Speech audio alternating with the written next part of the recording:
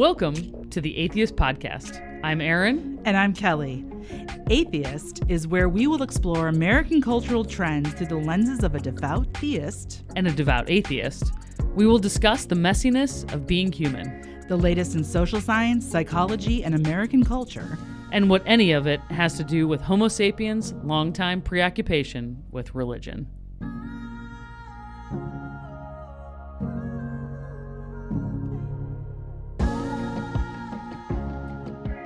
Hey, Erin. Hey, Kelley. How's it going? It's going good. Hey, so today's episode, we're going to talk about what we're reading this summer.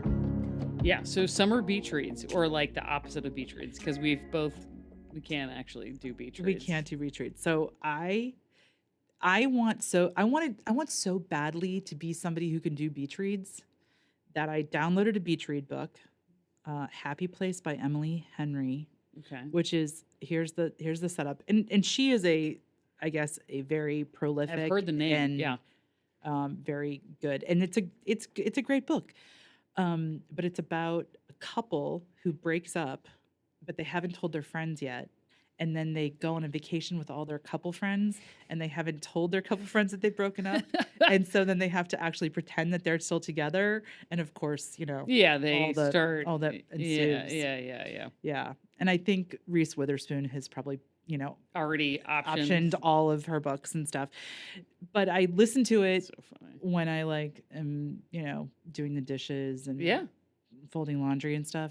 But then I'm like, but now I want to read a book about the soul. Uh-huh.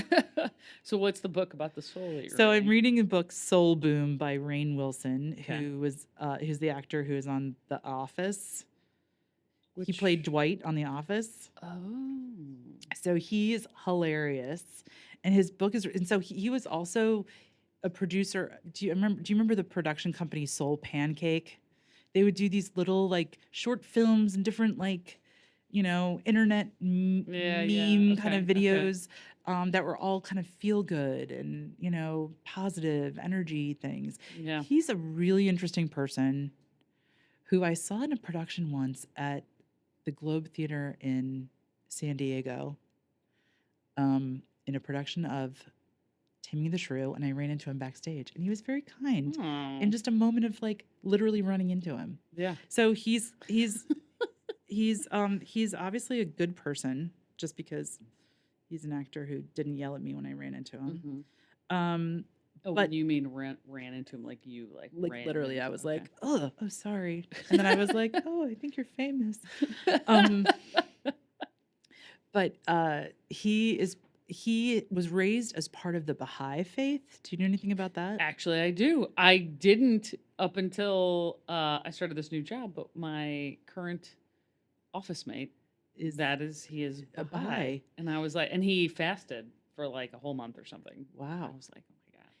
It's a really interesting, and the book is not necessarily about the Baha'i faith, but he references it often because that's how he was raised.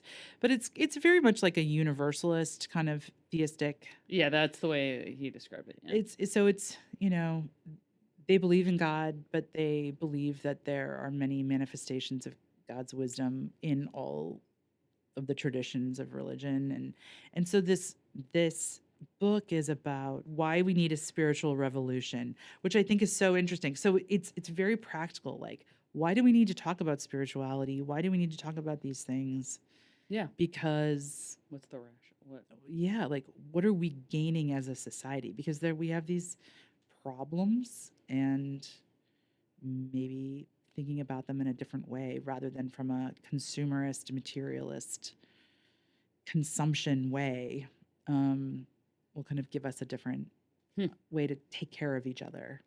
That's interesting. And actually, that pairs well with the book that I just finished, which is the Generations book by Jean Twenge. Mm-hmm. So she is a scholar of generations, and she basically takes a look at all of the living generations and saying, okay, what are the experience of, here, I'll Is she the one who wrote iGen? She is. Okay. And she talks about that in the beginning. It is sort of like, when I was looking at the data sets for Gen Z, I was like, something is very significant in this data set, and she was like, at first I didn't really know what to make of it. I was sort of like, well, what could have occurred around 2011, 2012 that would have so significantly changed the almost the entire adolescence and development of a generation. And she was like, it wasn't until she had read a piece in a different article, different journal, and they made reference to the fact that it was 2011, 2012 that more than 50% of the United States population had smartphones, including youth. And she was like, oh shit. And then so she starts pulling out the charts, and is like mapping them onto each other. And she's like, this is it. This is what it is. And she's like, I haven't been able to find anything else that has changed my mind, and she's like, I'm inviting it. Like, please, like, if you can find something else that makes me think I'm wrong, like, bring it. But she's just like, there's nothing that does. Yeah.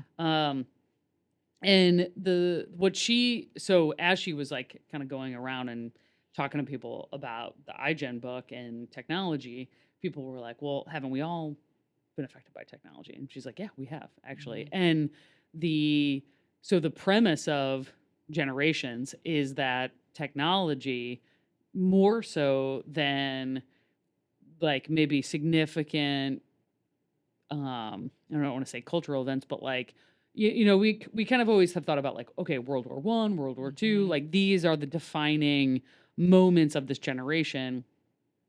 And she's like, yes and no. Like those things matter a lot because the number of people who die or how, families are impacted, like certainly those things matter. But she's like, the overarching thing is technology, and the two ways that manifests itself in American culture more than anything are there's two results, which are sort of like, she calls them the daughters of like if technology is the mother, the daughters of technology are an increase in individualism and a slower life strategy. So she's like, in the last, 150 years, you go from most people, live to be like, at best like 50 to now like people live to be in their 80s. And then, so she's like, everything about life shifts older. She's like, she's like, even people, they look younger. And she's like, biologically, like there are studies where somebody who is like, they are literally biologically younger than somebody else that was their age, like decades earlier. 50 years ago. Yeah. So, but she's like, because the workforce has changed so much that like if more people than ever go to college and are knowledge workers. Yeah, so that means that you are, you're just delaying all the things that, the markers of adulthood in terms of like owning a home and having a family and getting married and but she's like, everything shifts later. And she's like, those things, but also like drinking, having sex, doing anything that's like risk-taking behavior is like way down. So unless you're a billionaire, right? Sorry. Well, yeah. Sorry if that was a little. But you're going in a rocket. Yeah. So it's those things were really, and just to look at the data sets is really interesting. But one of the things that I really liked about the book is, and anybody can do this, but you can search the terms in Google, like the Google book scanning. So it's like, how often are these terms coming up in books that have been published in certain periods of time? So she analyzed terms like give versus get. So like, fascinating. Yeah. So the times that people are referencing the word give is like, just like down, and then get, ever since the boomers like come into adolescence, it's just like skyrocketed. And just every subsequent generation is more and more about like get versus give. But I am special, like way up, Skyrocket. just anything that is related to individualism, those Rugged terms individualism. are like have just, skyrocketed. And then anything that's more about collectivism has gone down. Well, and that's interesting because when you were talking about the impact of, say, like world wars on generations versus stuff like iPhones, Yeah. and, like social media, it seems to me that part of the reason that we might, as a culture, kind of be able to kind of take the impact of like war, something like war, or even pandemic, is because we do it as a community, as a culture. Like we're all experiencing this. I mean, in different ways. But then when we experience social media or this, it's isolating, right? Yeah. So the experience is mine. Yeah. So it's not like, I mean, we're just now kind of like years after getting to this place where we're able to articulate, oh, you feel that way too? Oh, you know what I mean? Yeah. It's not just assumed that we're all having the same experience. Right. It took us a long time to get realize that that was the experience that people Yeah. were having. There was another study that I was just looking at, and this was looking at social media use among college students. But one of the things, and I can't remember how they categorized it, but it was sort of like, here are the different categories of need. And what they were finding was that like social media satisfied like a couple of like whatever the categories of need were. But what it did was like it made the other need categories, it like it grew the gap almost. And they were like, it's almost like it's like just dripping like drops into a bucket of water that just keeps filling and filling and filling. Like it's never satisfied, and it just like keeps growing the void. And I'm like, that's so. But then you keep going back and dipping in this cycle of addiction for those like quick hits that are whatever, hitting those certain need categories that were at the top, and then while like continuously filling this tank of like desperation underneath. It was.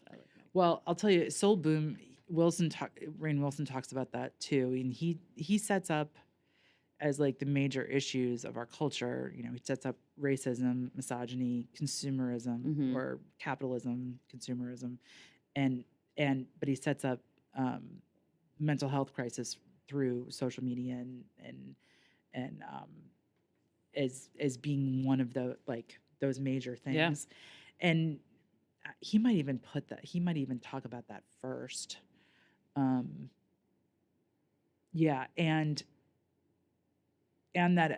he talks about it as an addiction. He's talking about I mean, that's what it is. It is like it is an addiction. I mean, it's so easy to get onto that. Like I don't know if you had this experience as a teacher and somebody who would like was taking students out of town. The number of people who I observed, I mean, this is female students specifically, just taking these selfies. Phone above the head, tilt smile, thousands, and I'm like, you must have 10 million photos of yourself on this camera that you're then posting on. And it's just like the saddest thing. Well, have you seen Bo Burnham's movie 13? Oh no, I've heard. Okay, so Bo Burnham wonderful, is the prophet of anti-social media. He is, and it's particularly, and I think it's interesting as a young, well, not necessarily a young man. I mean, he's a young man, but as a man, kind of seeing it from the perspective of like young women and just and because that's how he got. Yeah, he was like a child of YouTube. He was a YouTuber. Yeah, and that movie is devastating. Devastating. Have you watched? Why is it why is it devastating? Just he is able to articulate the desperate need and vulnerability, and both the need and the vulnerability of a young girl. So like he has, I think, a bit in one of his stand-ups where he talks about, seeing girls, and he has that scene in the movie where that just they're taking the pictures, and then just he describes kind of, how they turn on when they turn, put that camera up to the, at a Yeah. 45-degree angle, Yep. looking down at Yep. them, and the smile they give and the turn of their head, just the way, like, my daughter never takes a bad picture. She knows how to turn her face in what exact way and how to smile to get that perfect. Like, my pictures are the shittiest pictures ever. I don't know how to take a picture. She Yeah. never has a bad picture because she's she's grown up in yeah. selfie nation. Yeah. So these girls, he describes like this kind of like light that comes on in them when they like take the selfie, and then how he observes when they put the phone down, and all of a sudden all this self-questioning, self-deprecating insecurity just Yeah. comes over them, and he sees that on them, and like that's like who they are, and then it Yeah. just pushes into this. Yeah. It's just so sad. Yeah. It's so sad. Yeah. Man. Have you seen any of the new Black Mirrors? No. Do you watch any of the Black Mirrors? I watched like the first few, and I was like, this show's This show's fucking crazy. It's fucked up, but it's brilliant. I mean, because it is about technology and how technology messes with us. Well, this last season, I won't give anything away, but it's really good. I mean, it's mixed. It's gotten mixed reviews, but I think it's good. The first one is really good about like how we give away our privacy. Yeah. It's how we give away our privacy and AI in terms of like streaming platforms and all these things. Yeah. Definitely watch it. That one's called Anna is Horrible, I think. Anna is Horrible. It's very Okay. It's very funny. Okay. I mean, I think it's funny and devastating. Not devastating, but what do you watch it on? What's the Netflix. Oh. Netflix. Okay. But the rest of them are so dark. Yeah, that's what I was So dark. Like, this show's so dark. Like, it's kind of moved beyond like this is the way technology is fucking with us, and now it's moved into like, no, we're basically in the the state of apocalypse where we're just like ending culture. Yeah, well, so there's another great book which I came across, and I reference it a lot. It was on Obama's list of like the 10 or 20 books that he had read. It was a few years ago, and it's a book called Trick Mirror. And the woman who wrote it her name's Gia Tolentino.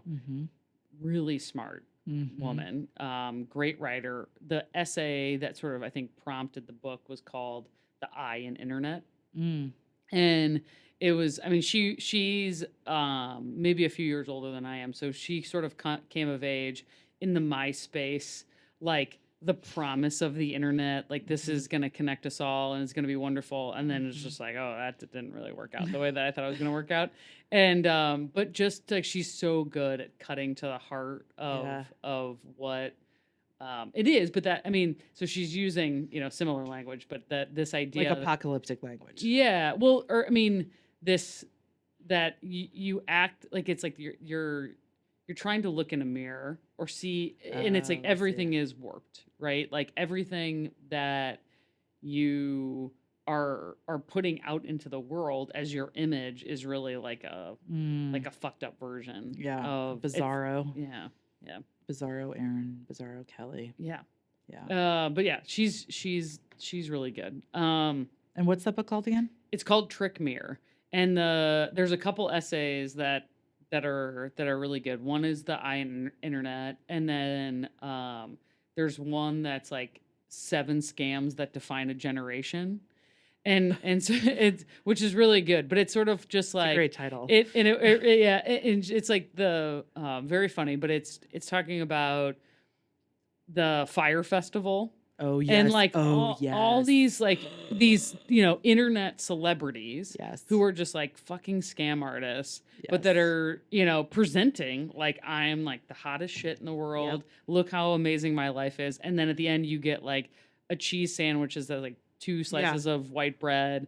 It's like hot in a fucking FEMA like disaster relief tent on an island where there's no infrastructure. I mean, like, okay, so we were just talking earlier before the show started about how like the world is actually probably in a better place than it ever has been in terms like, and we just objectively like in terms of history. Yeah. But like, what kind of culture do we actually live in when fire is able to happen, right? That fire festival. And because you could just put it on Instagram and be like, this is the hottest this shit is the hottest shit ever. ever. And people are like, I'll buy that. $10,000 And later. that's the consumerism, right? That's the Yeah. consumerism. That's the classism. And Elizabeth, what's her name? Holmes. Yes. Yeah. Who's now in So jail. Anna, and then the other one that she talks about. Did she talk about Elizabeth Holmes as the other scam? No, One of I don't them? think so. I I think mean, it if was that wasn't a scam, I don't it know was what else. Anna Delvey, the one that they Oh, did yes. the Netflix series about Donald Trump. Yeah. Basically like the scammer in chief, right? Yeah. Becomes the Yeah. scam artist of our lifetimes, becomes the president of the United States. Yeah. Yeah.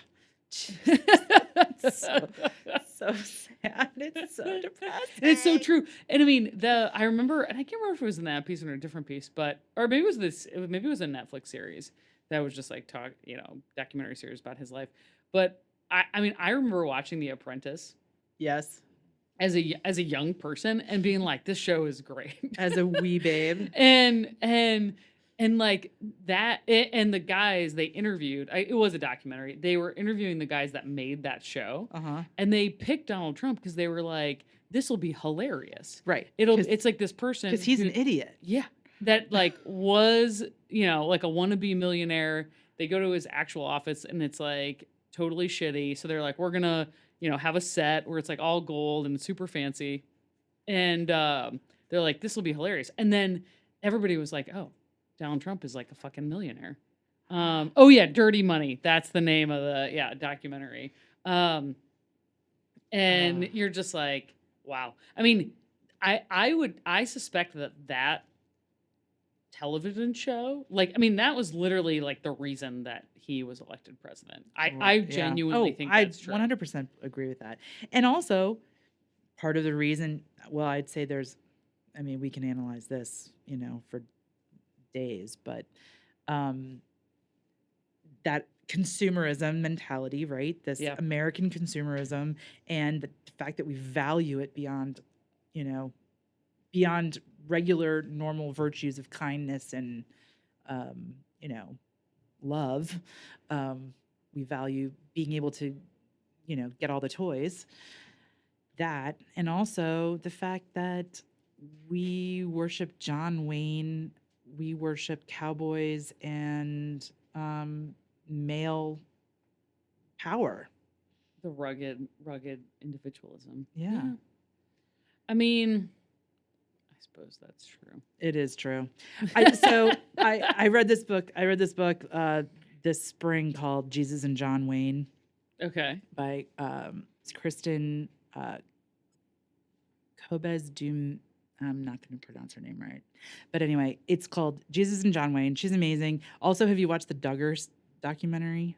No. Shiny Happy People? It's amazing. Okay. It's really amazing, and you should watch it. Okay. But Jesus and John Wayne is about the history of evangelicalism in the United States, and basically how it was never really about Jesus. It was always much more about John Wayne. Well, yeah, of course, right? But it's like baked in. It's this baked, it's like you don't realize it's there until somebody points it out. I mean, it's there, but you don't really know it's there. Yeah. And part of one of her theses that comes up in the book is that it wasn't that evangelicals had to change their morality or do anything different in order to accept, Donald Trump as the head of the Republican Party. It was that he actually just fit into exactly what they were building for years and years and years. Yeah. This cowboy, sexist, misogynistic, Rough Rider, persona.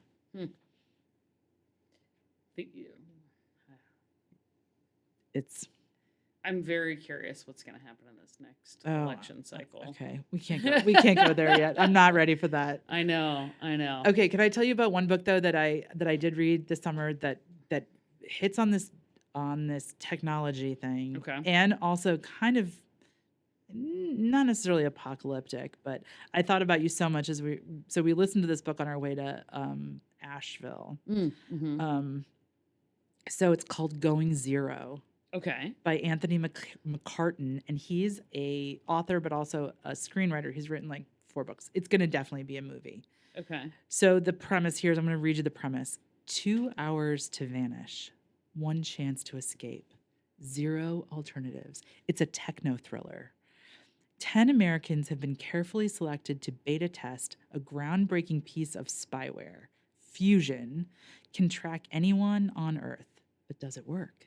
For one contestant, an unassuming Boston librarian named Caitlin Day, the stakes are far higher than money, and her reasons for entering the test more personal than anyone imagines. When the timer hits 0, there will only be 1 winner. So basically, the premise is that they have these 10 people. 6 people are like professional spies, and then 4 people are just like, The librarian, like and the whoever librarian else. and who else. Yeah. And you basically get a thing that says go 0. And then you have 30 days in which you have to stay off the radar.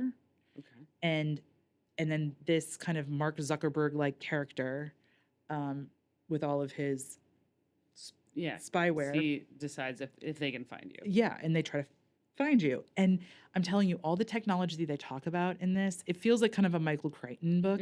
Like all the technology is actually, I am sure, 100% real. Yeah, probably. Where they can like, there's like a thing where they can recognize people by their gait, the gait of their walk, and identify them and locate them. Yeah. They can listen in through your TV.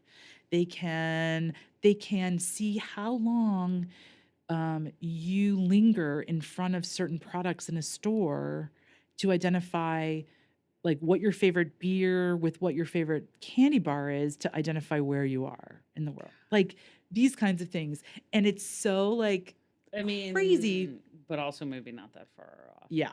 And my husband, who's a programmer, who makes me turn off my phone every time we have a conversation, was only he literally does.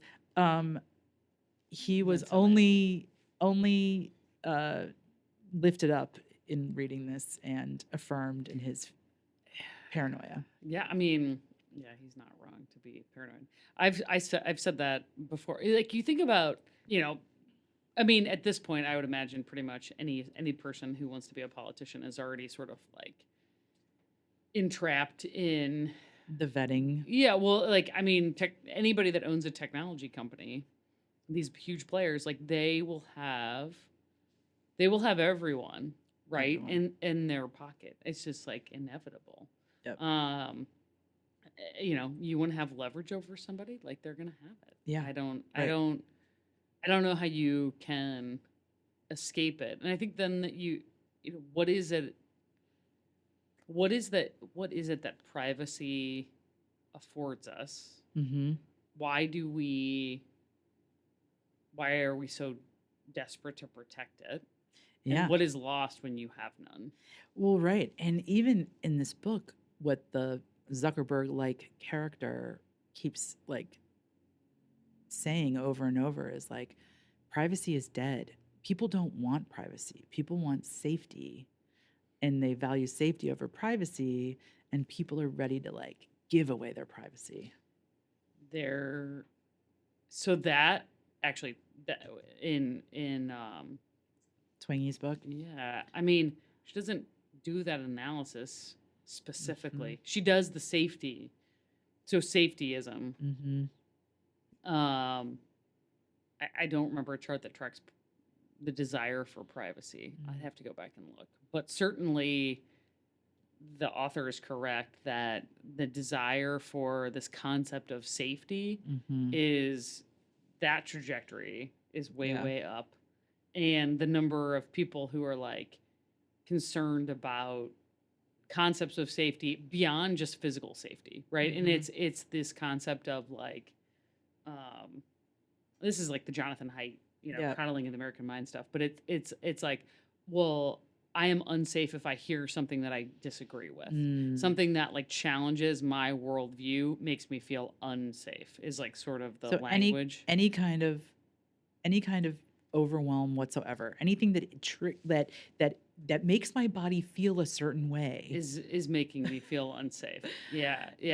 But that is millennial and Gen Z, like the uptick Yeah. in that sort of language Yeah. is, and where sort of like the boomer generation, Gen X generation was much more on campuses. Like I would actually rather protect the language that I disagree with, because I think that free speech is so important Right. for as far as expression of ideas, and being able to have like a public square where we really like hash shit out Yeah. is really important to be protected. And that is like does not exist anymore. No. It was like I would rather never hear anything that I disagree with, and only, be in an ideological bubble that like just reinforces what I think is correct. Right. So this idea of safety has gone well beyond just physical safety. Correct. Yeah. Yeah. And the idea of privacy, because our privacy has been taken really without our knowledge, which the Black Mirror episode speaks to really clearly. Like we didn't even know that it was going, Yeah. we just gave it away. Do you track any of your family members? No, I do not. I don't either, but that's like I know a lot of people who it's do. a lot, like that's like a really common thing. Yeah. Like the number of people I know that are like, oh, I like tracked my children, and I have had to track my child. Like I've had to track down a child when they've been missing. Well, that's different than being like, oh, I'm looking at where they are and their GPS. Yeah. No. And I mean, I couldn't get my kids to do anything. Do you think at some point we'll chip our children? Do you think people will chip their children the way they chip an animal? 100%. Absolutely. I mean, people put their children on leashes. Well, yeah. I mean, I actually understand that because you have a daughter who's crazy and who will like run into traffic. And like the older two were not quite as crazy, but now I'm like, oh, I kind of understand why. I kind of understand the leash. Yeah. And I guess if you have a teenager who's gonna like do crazy shit, I understand the tracking. Right? I was talking to a friend, and her son was like, she was tracking him, and he was like driving out to Valley Park, and she's like, "What do you?" He was like trying to meet a girl, And I was like, "Good for him. You should go do that." Do you remember? Did we ever talk about? There was a story in those little like op-eds in the New York Times where they do like little video op-eds. They did like a little documentary about these kids. I think it was like in the 60s, in like the mid to late 60s. These two kids, one came home from school and he was like upset, and he told his mom, "My teacher told me I don't know how to read a map." And the mom was like, "Really?" And he's like, I know how to read a map." So this mom encouraged these kids. They lived in like upstate New York or Massachusetts or some area northeast. These kids, they had a little pony in their backyard, like a little pony, and that pulled a little pony cart. They had a little pony cart. I don't know. Yeah. This is the 60s. I don't know.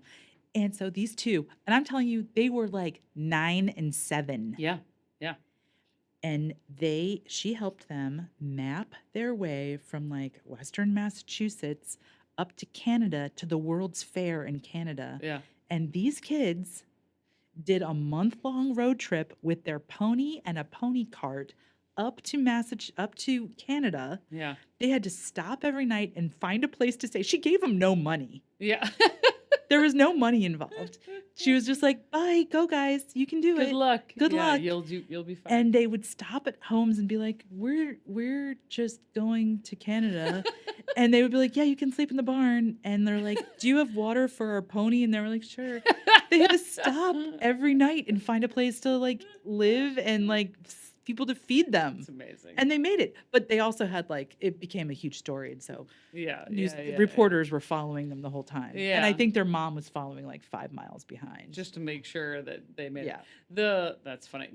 So like I know in the Coddling of the American Mind, one of the people they talk to is Lenore Skenazy, who, I mean, this is like a micro version of that, and people like told her she was like a horrible parent, but Yeah. she basically let her 9-year-old like take the subway by himself. Yeah. Because he was like, I can do it. Like I can get to school from home like by myself on the subway. She's like, all right, here's a map.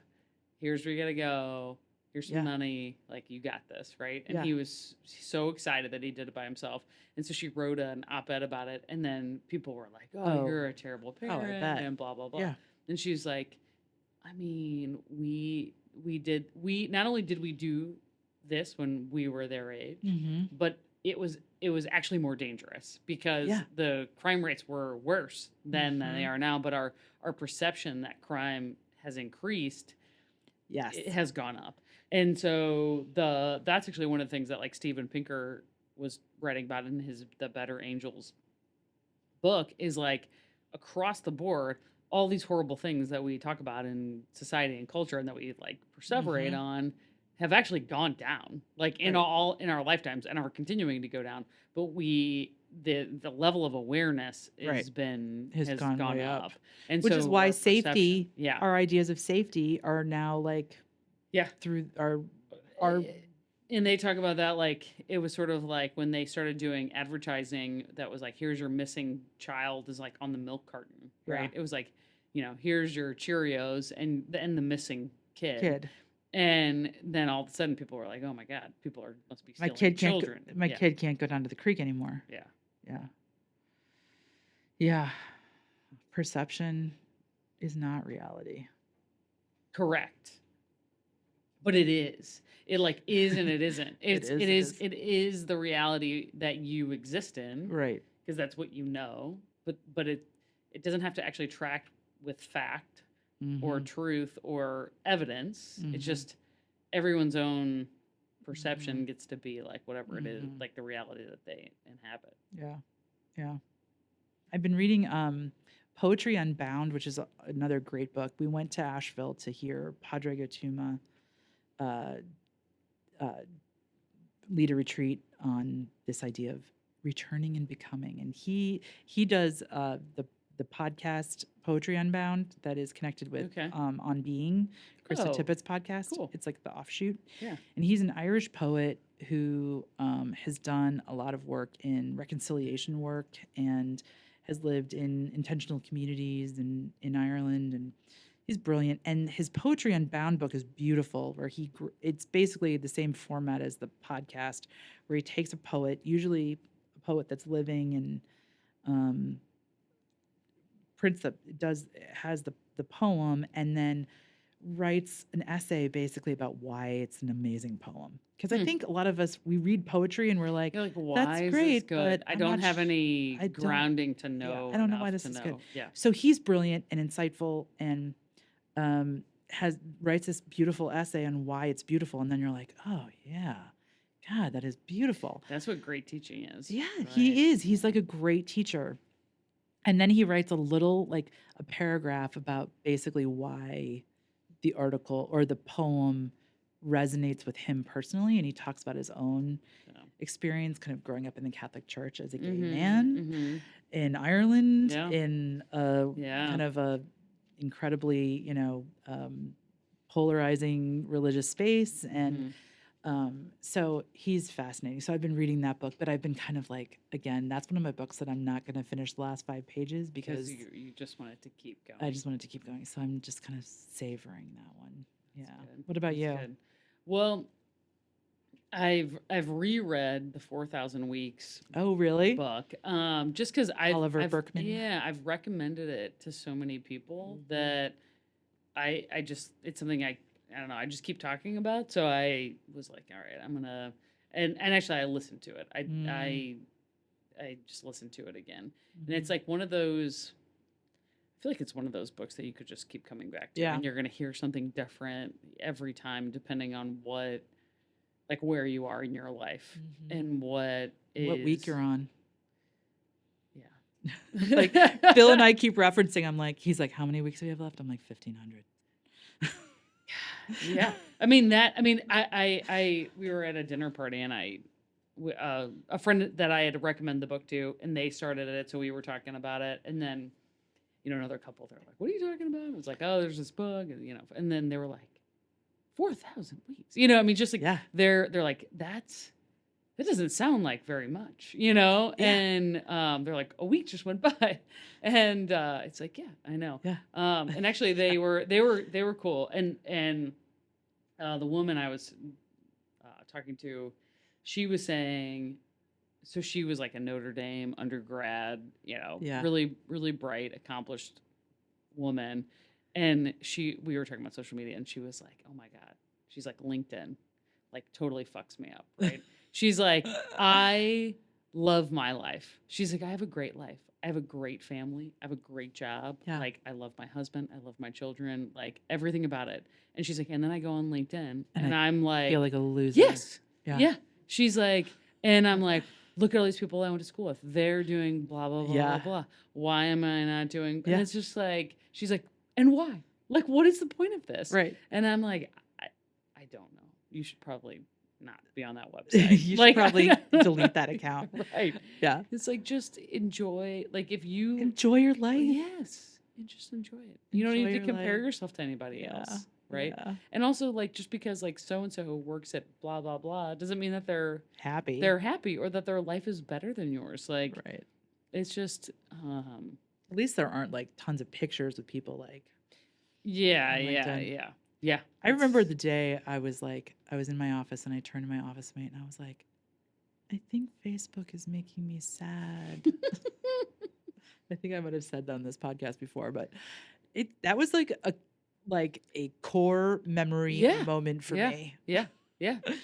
You're like, wow. The she Twangy references this in the book, but there was a study that was done, which I'm like grateful to the people who did the study, but they tracked the people going to mental health services on college campuses they were able to get the data as Facebook was released on college campuses. So and they were like, what's cool about it, I mean, cool in quotes, right? But is that Facebook was rolled out, it wasn't all at once. All at once. Right. So it was like, as you could literally see, as each campus, and this was like the shitty version. Right. Right. It was this like, was just this was literally just the Facebook. yeah, like the very basic. But it was like that it was like hundreds of thousands of people who ended up having anxiety and depression from that version, just college students. Yeah. Who when you drill down on the data are less affected than the 13-year-olds that we were talking about earlier are affected. Like, that is that middle school age is like the worst in terms of the impact. But they're like, this shit is toxic. Did I ever tell And I don't use toxic very lightly. And I think that's an used term, but I like it though. It works.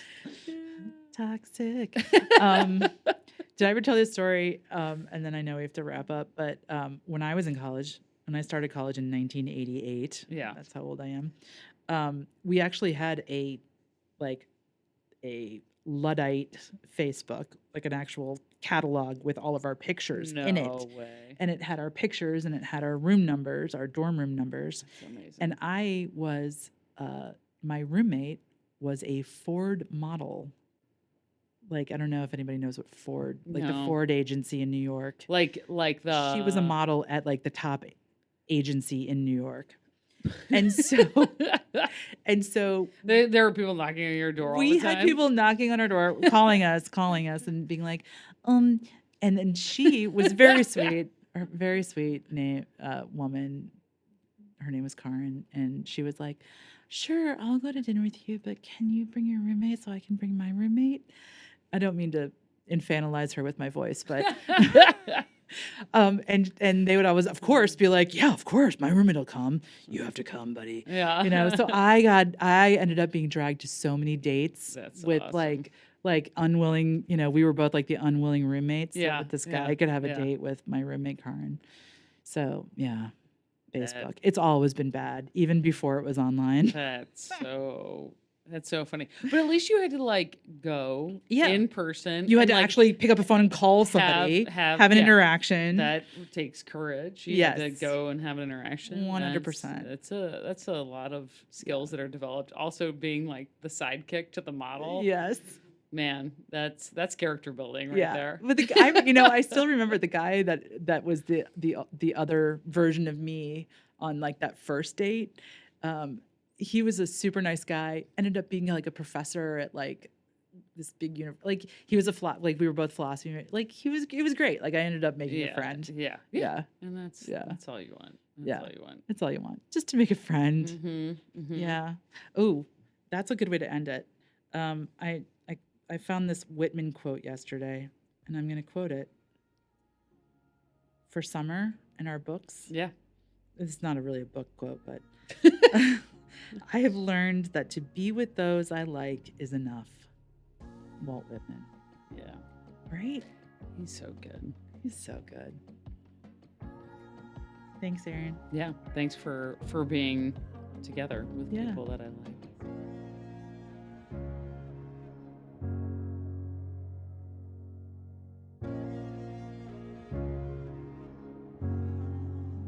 Erin and I want to thank our listeners. The support and feedback you all have given us on this journey means a lot to us.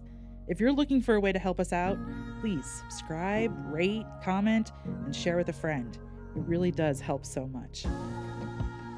Atheist is produced by Justin Seiwell and Trend Media STL and can be found on Apple, Spotify, Google, or wherever you get your podcasts. Thank you for listening and keep looking for connection.